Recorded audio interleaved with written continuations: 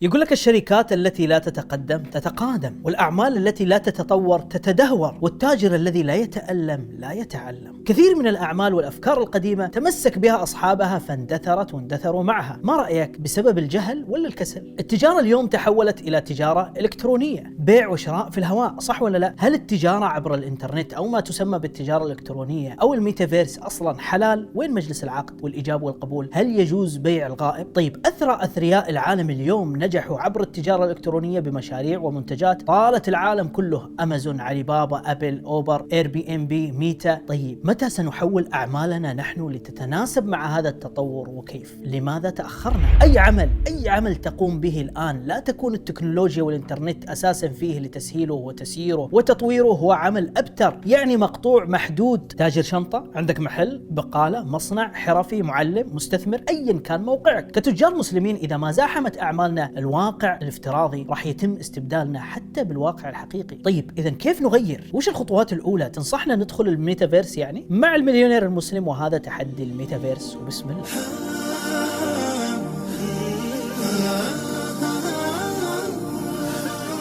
محبك المقداد السلمي، وهذه حساباتي الشخصية للتواصل، وبنهاية هذا الفيديو راح اشرح لك تحدي الميتافيرس، فشارك وخليك قد التحدي. هذه ايش تسموها؟ صنبور؟ حنفية؟ اي حنفية. ليش سميت حنفية؟ تعرف؟ في عام 1884 في القاهرة بمصر، عند ظهور الصنابير ودخول تمديدات المياه عبر الأنابيب، تضرروا السقايين اللي يشيلوا الماء فوق ظهورهم وينقلوها إلى كل مكان، إلى البيوت وإلى المساجد. هذول أول ما شافوا الصنابير أصابهم الخوف من هذه الحنفيات، لأنهم شافوا إن ما عاد لهم فائدة. الحنفيات أكلت رزقنا، وكانت طائفة السقايين يشكلون أعداد كبيرة ولهم نقابة تمثلهم، فاتفقوا فيما بينهم على التصدي لهذا الخطر العظيم الذي يهددهم ويهدد رزقهم. فتوجهوا إلى أئمة المذاهب الأربعة لاستصدار فتوى منهم تحرم استخدام الماء الخارج من مواسير المياه في الوضوء. وبالفعل رأى أئمة المذاهب من المالكية والشافعية والحنابلة أن الوضوء من خلال هذه الصنابير بدعة، ولكن أئمة الحنفية أفتوا بأن الوضوء من مياه الصنابير يجوز ومستحب، ولذلك سميت بالحنفية نسبة إليهم. الذين سرعوا مباشرة من السقايين وواكبوا التطور أخذوا يتدربوا على أعمال المواسير والتمديدات وصيانتها وتركيبها، واستثمروا نقطة ضعفهم لتصبح نقطة قوتهم، بعكس اللي جلسوا يندبوا حظهم ويدوروا فتاوى تخدم مصلحتهم. هذا بالضبط اللي بيصير وراح يصير في كل وقت وزمن. اليوم هناك حياة جديدة تتشكل غصب عنا، رضينا ولا زعلنا، حتى سموها سكند لايف، الحياة الثانية. هذه هي الميتافيرس. ايش هي الميتافيرس؟ وايش تعرف عنها؟ وين دورك فيها كتاجر؟ وهل لها علاقة بالتجارة الرقمية أو الإلكترونية؟ الميتافيرس تعرفت بعدة معاني، وكلها رؤى ووجهات نظر مختلفة حول المستقبل. وربما تكون أفضل طريقة حتى نتصور الميتافيرس هي أنها إعادة إحياء للإنترنت، أو على أقل تقدير هي عرض الإنترنت في صورة ثلاثية الأبعاد. عالم الميتافيرس سيكون اقتصادا يعمل بشكل كامل وبكل طاقته، ويعتبر هذا احتمالا محيرا لكل من يعمل في التجارة عبر الإنترنت. يعني عالم الميتافيرس سيكون أكثر من مجرد قناة لبيع المنتجات المادية، بل سيكون من الممكن بيع المنتجات في عالم الميتافيرس نفسه. يعني مثلا إذا اشتريت سيارة كنت تتمناها في الواقع، ستتسابق لشراء نفس السيارة في الميتافيرس تمثل شخصيتك. نعم، ما عاد الميتافيرس مجرد مصطلح قصص خيال علمي، بل هو عبارة عن تقنية واقعية تدمج بين الواقع الافتراضي والواقع المعزز والواقع المادي، فيصبح تطبيق لحياة ثانية موازية للحياة الواقعية. فتقوم الشخصيات الافتراضية في هذه الحياة بعمل نفس الأشياء اللي يقوم بها الأشخاص الحقيقيون في هذه الحياة الواقعية، من شراء وبيع وتجارة ومغامرات ومقابلات وعمل وأكل وشرب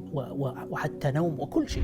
طيب، كيف راح تكون التجارة في الميتافيرس؟ راح تتخطى كل الحواجز المادية، تروح لأي مكان وفي أي وقت وفي أي زمن. تخيل أنك مستهلك وتحتاج إلى أحذية شتوية، لكن أقرب متجر تعرف يبيع الأحذية بعيد جدا عن منزلك وما عندك وقت لتروح لهناك. ممكن تفتح الإنترنت عادي وتشتري التسوق بالإنترنت، ولكن الميتافيرس مختلف لأنه يجيب لك المتجر بشكل افتراضي، بالضبط كأنك رايح للمتجر الفعلي في الواقع. تستطيع الدخول ولمس الحذاء والجلوس وتقليب الأنواع والأشكال واختيار ما يناسبك وإحضاره لك في الواقع مباشرة. لكن مثل ما قلنا أيضا هناك شراء افتراضي فعلا. فالآن أول شركة أحذية قامت بالدخول لهذا العالم بشكل حقيقي وسجلوا أول حذاء يمكن شراؤه في العالم الافتراضي هي شركة نايك. طيب، رحنا نشتري، كيف راح ندفع؟ كاش ولا تحويل؟ فلوس ولا ذهب ولا عملات رقمية؟ لا، سيكون هناك أصول رقمية لها قيمة في هذا العالم. كيف هذه الأصول؟ ممتلكات رقمية غير قابلة للاستبدال تسمى NFT. الآن هذه أشهر ملكية افتراضية تساعد في نقل الأصول الافتراضية بين المستخدمين المستخدمين مثل الصور أو الصور المتحركة أو بعض الصوتيات، وممكن تكون عناصر حقيقية مثل تذاكر حضور حقيقي لأي مكان وسندات ملكية سيارة ومستندات قانونية مختلفة. مثلا هناك مصممة أزياء استطاعت ربح آلاف الدولارات عن طريق الأزياء الافتراضية التي قامت بتصميمها لسكان هذا العالم الافتراضي. فهل أنت مستعد الآن للدخول لهذا العالم؟ ممكن نشوفه جنون أو عبث ونحاول نحاربه حتى ما يضيع لنا حياتنا الحقيقية، لكن للأسف هو مستقبل خطير له إيجابياته وسلبياته. الآن مثلا في عالم السكند لايف قامت الكثير من الشركات العالمية الكبرى بافتتاح فروع لها مثل ديل وتويوتا وغيرها من الشركات، بالإضافة إلى سفارة السويد. الآن قامت وزيرة الخارجية بافتتاحها في السكند لايف. باختصار، الجيل الأول من الشبكة العنكبوتية شبكة الإنترنت ما كان يسمح لنا غير بتلقي المعلومات من صفحات الويب في اتجاه واحد.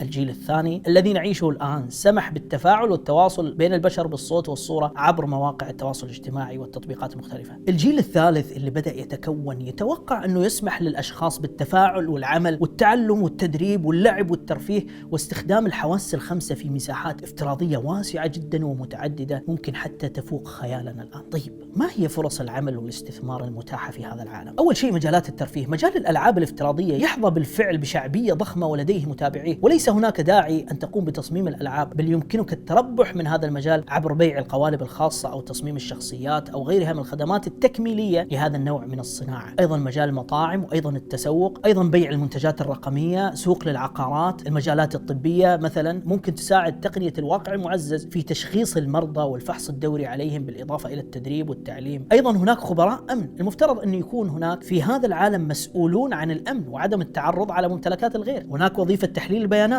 هي السلعة الأكثر قيمة في وقتنا الحالي، فكل ما هو قائم من أنشطة تجارية أو حياتية سواء كانت في الواقع الحقيقي أو المعزز هو في الأصل قائم عن معالجة صحيحة للبيانات. لذلك إذا كنت محللا للبيانات أو تمتلك بالفعل نشاط متخصص في تقديم هذه الخدمات سيكون هذا العالم في أمس الحاجة إليك. أيضا مصممو الأزياء والشخصيات، الشخصية الافتراضية التي سيقوم المستخدمين باختيارها في هذا العالم هي الواجهة الرسمية والأساسية لهم، لذلك سيرغب الجميع في أن يمتلكوا شخصية تناسب أفكارهم وتوجهاتهم وتجعلهم في أفضل صورة يشوفونها هم وطلع أفضل لهم. أيضا سيحتاج هذا العالم الميتافيرس مستشارين في الأصول والأموال الرقمية. عالم التداول المالي والعقاري في الميتافيرس ما زال ضبابيا حتى الآن، لذلك عندما يرغب رجال الأعمال المحترفين في البدء فيها لن يتنازلوا عن الحصول على الاستشارات المالية الصحيحة من الخبراء. لكن على عكس الواقع المعايش فهنا لن يتم طلب المشورة من أشخاص خبراء في الأصول أو عمليات التداول التقليدية، بل سيتم طلبها بالتأكيد من الخبراء الرقميين. أيضا الميتافيرس بحاجة إلى محامين افتراضيين. كون التجربة الافتراضية ستكون جديدة كليا على البشر، فإن من المتوقع أن يستنفذوا الكثير من الوقت والمجهود حتى تبدأ الحضارة الرقمية في التكون. لذلك البشر باختلاف مستوياتهم وعلاقاتهم وكذلك حالتهم المادية في العالم الرقمي الجديد سيحتاجون إلى محامي متخصص في الشؤون الافتراضية قادر على مساعدتهم في حل مشاكلهم والتعامل معهم. بعض الشركات العالمية الاحترافية بدأت بالفعل في تكوين دليل خاص فيها بما يتعلق بالتعامل في العالم الافتراضي الجديد، بل تقوم كذلك بتدريسه للعاملين بها بحيث يصبحوا مؤهلين للتعامل مع قضايا الحقوق والواجبات في عالم الميتافيرس. طيب ايش اللي تبقى في عالمنا نحن كمسلمين ما انتقل للميتافيرس؟ العبادات، الصلاة والحج والعمرة. لا، بالشرك انتقل. ما سمعت بالحجر الأسود الافتراضي؟ سيصبح بالإمكان لمس الحجر الأسود افتراضيا. ستستطيع زيارة الأماكن المقدسة، الكعبة، السعي بين الصفا والمروة، منى. ستزور هذه الأماكن بأكبر عدد من الحواس مثل الرؤية والسمع والبصر واللمس وحتى الشم. طيب خلاص، يعني ناخذ عمرة أو نحج على الميتافيرس وخلاص؟ قضية الحج الافتراضي يجب أن ينظر إليها على أنها فرصة وليست عبادة. أكيد بالنسبة للي ما يستطيع الذهاب إلى الأراضي المقدسة لسبب ما ستكون فرصة فريدة للزيارة عبر الإنترنت، لكنها لا تسقط الواجب في أداء العبادة عن المسلم. فالحج والعبادات لا تكون إلا بالجسد، يجب أداء العبادات من طواف ورجم وعرفات بحضور الجسد حقيقة وليس خيالا.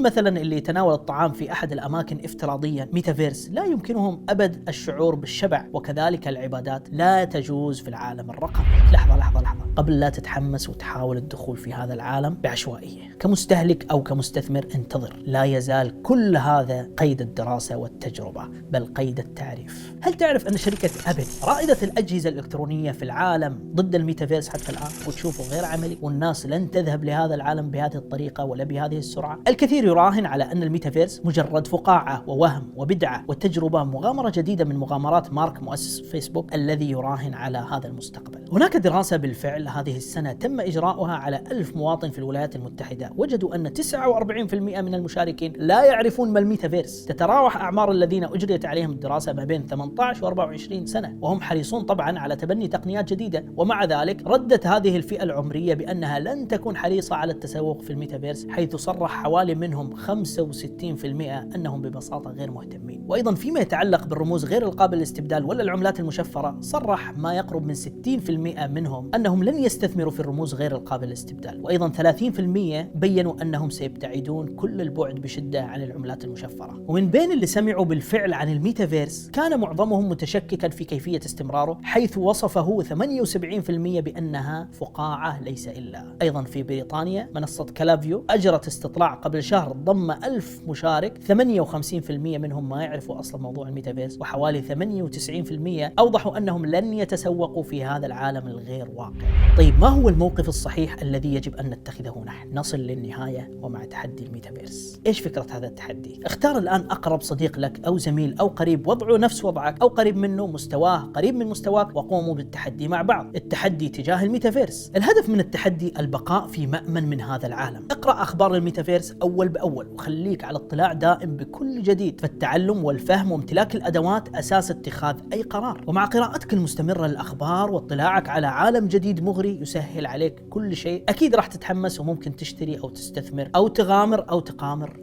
اصبر شوي. التحدي اليوم هو بالصبر وضبط النفس وعدم المخاطرة بالمال في عالم جديد ومجهول تماما. اغتنم وقتك في الفهم والإدراك، وادخر أموالك في أصول حقيقية، ولا تندب ضياع أي فرصة مخاطرة الدخول فيها كان يصل إلى مستوى الغرر والجهل. سجل الآن تقدمك في التعلم، وشارك معلوماتك اللي توصلت لها بالروابط والاكتشافات، وشاركنا هي بالتعليقات، وخليك قد التحدي.